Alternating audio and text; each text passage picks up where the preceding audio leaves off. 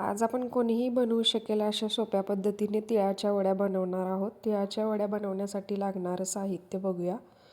1 वाटी तीळ, अर्धी वाटी शेंगदाणे, 1 वाटी गूळ, 2 चमचे वेलची पावडर, 2 चमचे साजूक तूप.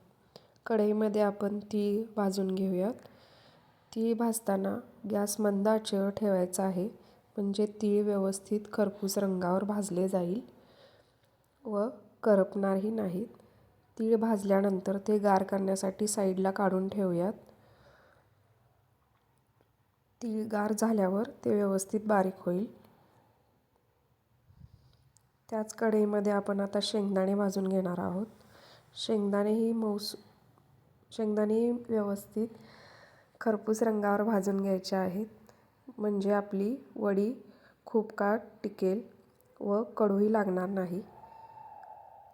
खरपूस रंगावर शेंगदाणे भाजून घेतल्यानंतर ते गार करण्यासाठी साईडला काढून ठेवणार आहोत.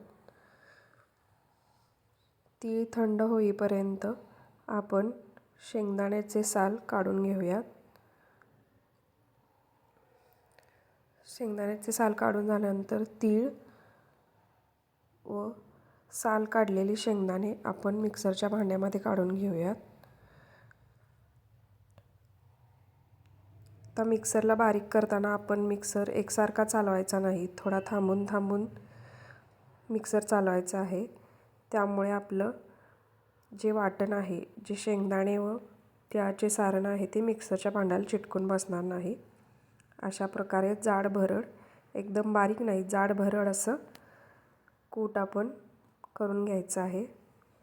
कढईमध्ये आपण 2 चमचे तूप घेणार आहोत आणि यामध्ये 1 वाटी गूळ ॲड करणार आहोत व गूळ व्यवस्थित मेल्ट करून घेणार आहोत, विरघळून घेणार आहोत. गूळ पूर्णपणे विरघळला गेल्यानंतर तो खूप वेळ उकळवायचा नाही आहे. त्याला थोडेसेच अशा बुडबुड्या यायला लागल्यानंतर आपण समजून घ्यायचं आहे की आपला पाक तयार आहे. जास्त वेळ गूळ उकळला गेला तर त्याचा खूप घट्टसर असा पाक बनेल. आपल्याला वडी बनवायची आहे, त्यामुळे आपण जास्त पाक उकळवायचा नाही. थोडेसे बुडबुडे यायला लागल्यानंतर यामध्ये आपण तयार केलेले तिळाचे व शेंगदाण्याचे वाटण यामध्ये घालायचे आहे आणि ते व्यवस्थित मिक्स करून घ्यायचे आहे.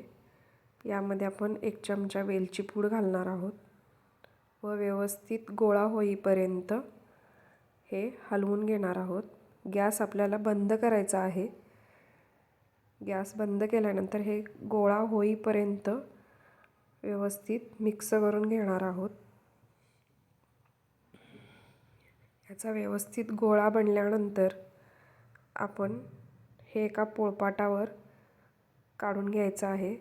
त्याआधी आपण पोळपाटाला 1 चमचा तूप लावून घेणार आहोत, म्हणजे आपले मिश्रण पोळपाटाला चिटकणार नाही व वड्या अलगदपणे निघून काढता येतील.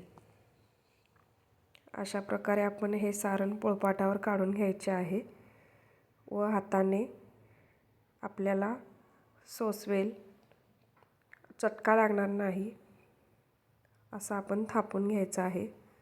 जर हाताला खूपच चटका लागत असेल तर 1 चमच्याला आपण तूप लावून अशा पद्धतीने चमच्याने सुद्धा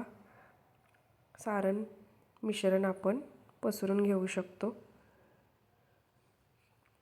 मिश्रण पसरून झाल्यानंतर आपण यावरती भाजलेले थोडे तीळ पेरून घेऊया, म्हणजे तिळाची वडी आपल्याला छान सुंदर प्रेझेंट करता येईल.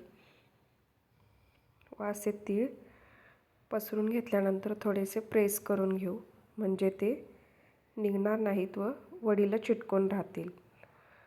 वडी आपली गरम असतानाच कट करून घ्यायची आहे. गार झाल्यानंतर वडी कट करायला गेलात तर ती व्यवस्थित कट होणार नाही व निघणारसुद्धा नाही. त्यामुळे गरम असतानाच चाकूच्या सहाय्याने आपण वडीला कट करून घ्यायचे आहे. आपल्या आवडीनुसार त्रिकोणी किंवा चौकोनी शेपमध्ये वडी कट करून घ्यायची आहे व ती 1 तास रेस्ट करण्यासाठी ठेवायची आहे.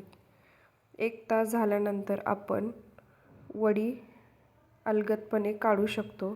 तुम्ही बघू शकताय वडी पोळपाटाला न चिटकता अगदी अलगदपणे निघून येत आहे व दिसायला सुंदर दिसत आहे.